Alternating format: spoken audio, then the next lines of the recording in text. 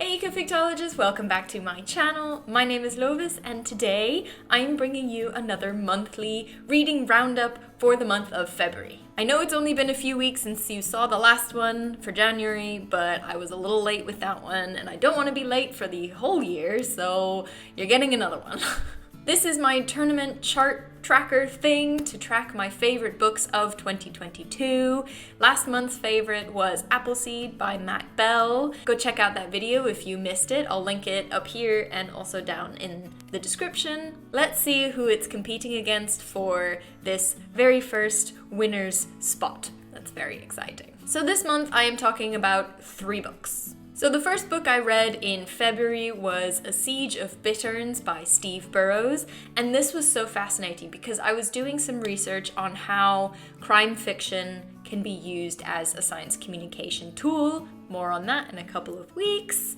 And I was looking for stories that had ecological themes in them, and a lot of crime and mystery novels do. And I came across this author, Steve Burrows, who is a birder. He loves to go bird watching, he loves birds, and he loves everything about the ecosystems that they're in. And he wanted to share that passion and all of that knowledge with the wider public, and so he started writing the Birder Murder Mystery series. How brilliant is that? So in this first book, A Siege of Bitterns, the new detective chief investigator in a little town called Saltmarsh in Norfolk joins the team in the police force just in time to be in charge of the investigation of the death of a local eco-celebrity. He has a TV show and he informs people all about the marsh ecosystem, and he's very vocal defender of it and any development of it. Norfolk is known for its birding community and because it's known as a hotspot for lots and lots of bird species, and the victim was a member of this community. The new DCI is also a bird enthusiast, and so the entire murder investigation revolves around this birding community and goes into this race to see 400 species in one county and discussing whether that is enough motive for murder.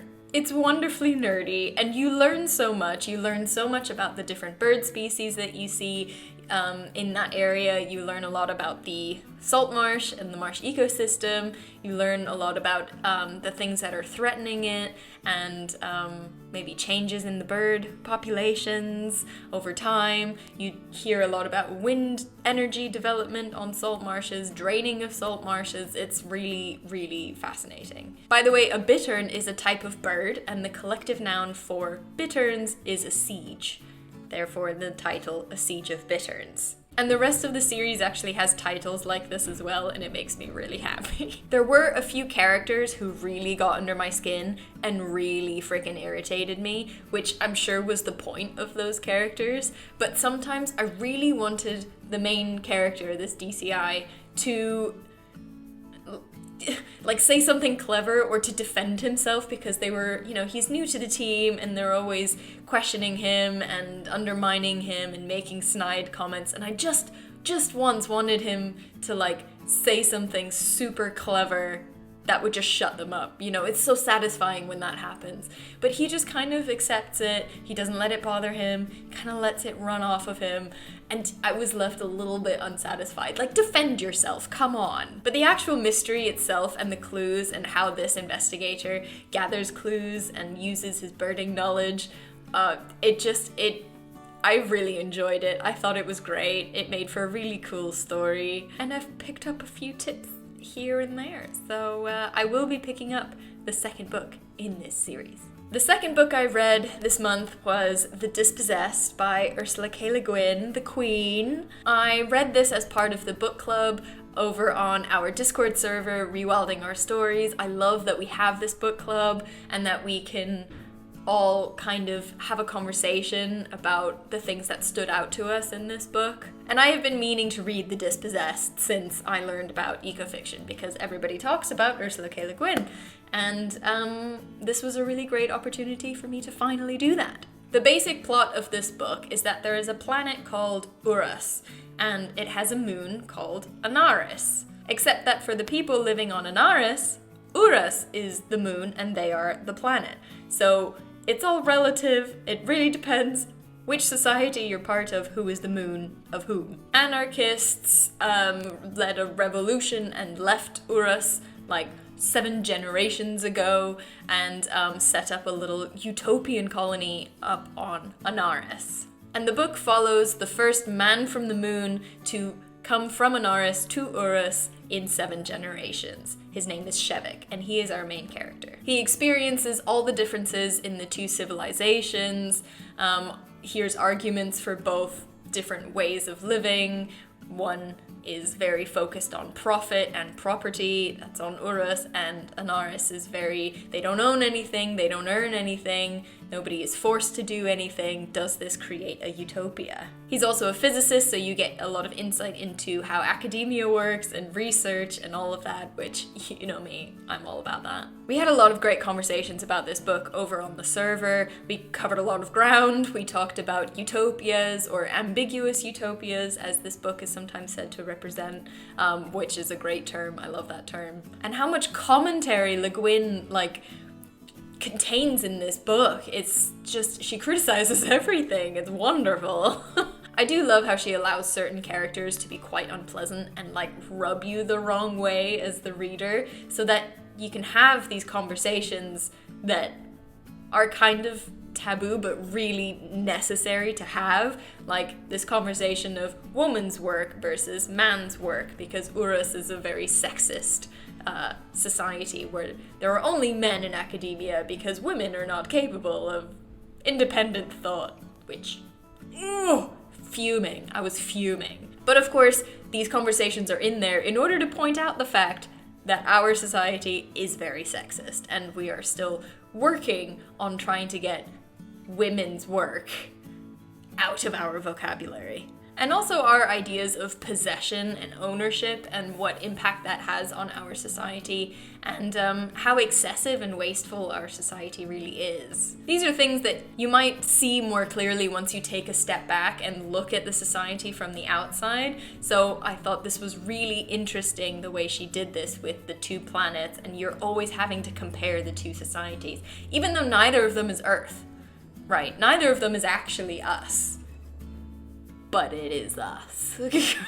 And most of the topics are social or political, not many of them are specifically ecological, but it's all tied together, right? It's all part of one bigger thing. And it does talk about how excessive the society on Urus is, how wasteful it is, and that is definitely an ecological issue and one that we ourselves are tackling. And ecofiction really is about sustainable societies, right? And so you have to talk about the societies. And if you think about genres like solarpunk, they combine ecology with technology and society. Social justice is a major pillar in, the foundation of how we're going to build a sustainable future. So definitely ecofiction, from my point of view. I really enjoyed it. I thought it was very impactful. I would recommend it. However, I will put a trigger warning here. There was a scene that I was very uncomfortable with. It's a non-consent scene, and so if that's an issue for you, either avoid chapter 7 or maybe this book isn't quite for you. It kind of surprised me because it didn't really fit with the vibe of the book until then, so I was kind of shocked. But so that made me feel kind of uncomfortable. I wanted to put it here so you're not surprised. But overall, I enjoyed it and I would recommend it.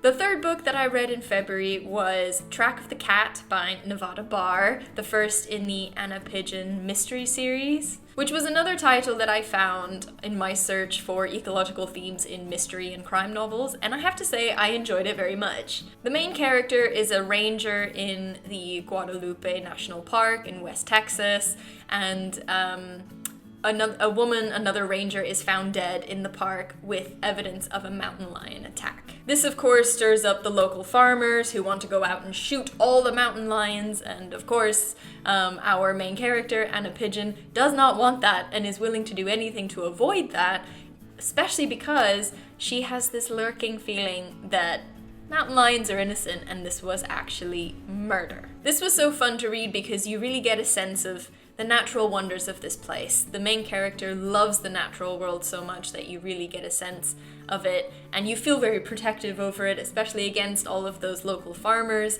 who think the land was quote-unquote taken away from them in order to protect it. They're very resentful. You know, they used to just be able to use the land to graze their cattle, and they can go and shoot whatever they want, and now they can't, and they're very upset about it. And here we have this national park ranger. She's not a cop, she's not a detective, but she's piecing together these clues and like leading her own investigation, which turns into quite a dangerous situation, just to avoid the unjust execution of mountain lions. It resonated with me, and I really enjoyed Nevada Barr's writing style. I thought it was funny, and it pulled me along, and I enjoyed that Anna Pigeon was not like this perfect main character. She has her flaws, and her, you know, she's not always that agreeable or likable, and I respect that. I enjoyed it all the way through, and then I got to the ending.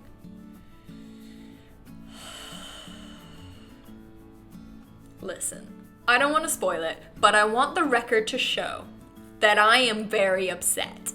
I am unsatisfied. I'm missing like 2 chapters at the end of this to wrap it up and give me closure. I don't even mind how the mystery was solved. I actually thought that was quite compelling, but I'm reading on my Kindle and I'm excited because we're at like the climax of this story, and then the thing pops up and says, read other books by this author. I'm like, hang on, I haven't finished this book yet. And I exit out of it and it says 100%, and it's done, it's over. I'm like, hang on, wait, what? I'm not done, it's not done. Anyway, I don't think that's much of a spoiler because it doesn't tell you who done it, and it's very exciting. It is very exciting, and I was invested, I was involved, which is probably why this hurt me so much.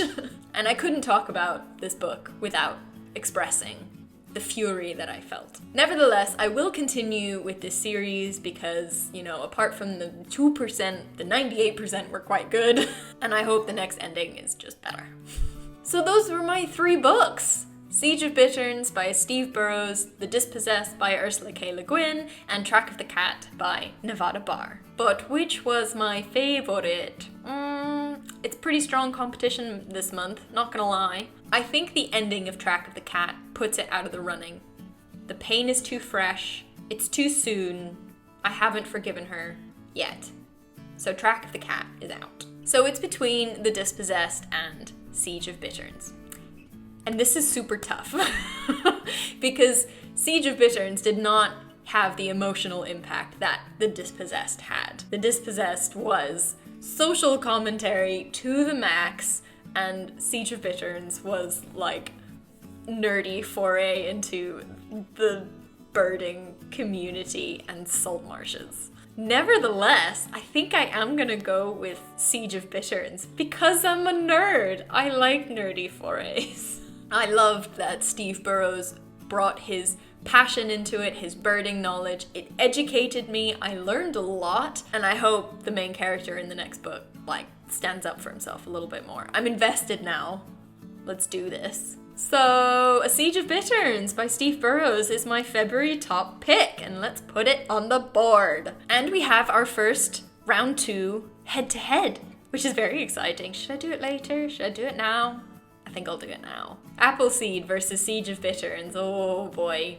Does the nerdiness of Siege of Bitterns go above the emotional impact of Appleseed? Appleseed was so unique, and I felt real emotional turmoil. You can check out last month's video if you don't know what I'm talking about. No, I think Appleseed remains top in this particular throwdown. The emotional impact wins out this time. But Siege of Bitterns has another chance against next month's read, because that's how I've set up this chart. So we'll see who it goes head to head with next month. And you'll get a little bit of a look at my TBR pile in my next video. I'm doing something fun and I'm really excited about it, so you should check out my March TBR video whenever it comes out. So there you have it, my February top pick, Siege of Bitterns by Steve Burrows. Let me know down in the comments if you've read any of these books, if you liked them, if you hated them, if you want to read them, let me know. If you like this video, give it a thumbs up and subscribe if you haven't already. I post every Wednesday, and I talk all about reading and writing ecofiction and how it can be used as a science communication tool. If you like what I do and would like to support me, then head on over to patreon.com/ecofictology and become a patron, where your monthly donations buy me books and also support Love the Oceans, a marine conservation organization operating out of Mozambique. I have now talked about 2 books that I have read for the book club over on Rewilding Our Stories. I love this book club, and I would love for more people to join it. So if you would like to find some community around your ecofiction reading, then follow the invite link in the description below. We would love to have you. And that's all from me. Happy reading, and I'll see you next week, ecofictologists. Oh, sorry. It's super blustery outside, so if you hear wind, I apologize. It's opening my door! It's opening my door. Of course, on the day that I want to film, it has to be friggin' hurricane winds.